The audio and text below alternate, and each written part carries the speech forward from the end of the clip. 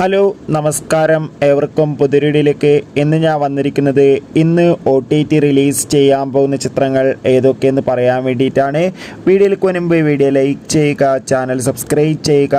ഈ വരുന്ന ജൂലൈ മാസം, ഓഗസ്റ്റ് മാസം ധാരാളം ചിത്രങ്ങൾ OTT റിലീസ് ചെയ്യുകയാണ്. ചാനൽ പരിശോധിച്ചാൽ നിങ്ങൾക്ക് കാണാൻ വേണ്ടി സാധിക്കുന്നതായിരിക്കും.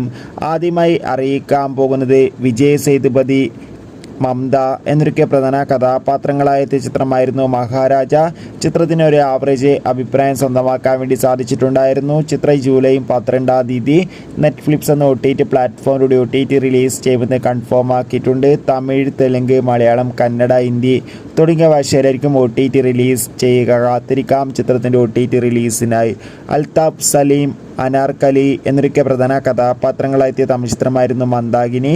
ചിത്രത്തിന് ഒരു മികച്ച അഭിപ്രായം തന്നെ സ്വന്തമാക്കാൻ വേണ്ടി സാധിച്ചിട്ടുണ്ടായിരുന്നു. മന്ദാകിനി എന്ന ചിത്രത്തിൻ്റെ OTT അവകാശങ്ങളൊക്കെ മനോരമാക്സ് എന്ന OTT പ്ലാറ്റ്ഫോമും സിംപ്ലി സോത്ത് എന്ന OTT പ്ലാറ്റ്ഫോമും സ്വന്തമാക്കിയിട്ടുണ്ട്. ചിത്രം ഇന്ന് ജൂലൈ 12-ാം തീയതി OTT റിലീസ് ചെയ്യുമെന്ന് കൺഫേം ആക്കിയിട്ടുണ്ട്. കാത്തിരിക്കാം. കമലഹാസൻ നായകനെത്തുന്ന വമ്പൻ ചിത്രമാണ് ഇന്ത്യൻ 2. ചിത്രം നാളെയായിരിക്കും തിയേറ്ററുകളിൽ എത്താൻ പോകുന്നത്. ചിത്രത്തിൻ്റെ ടിക്കറ്റ് ബുക്കിംഗ് ഒക്കെ ഇപ്പോൾ ആരംഭിച്ചിരിക്കുകയാണ്.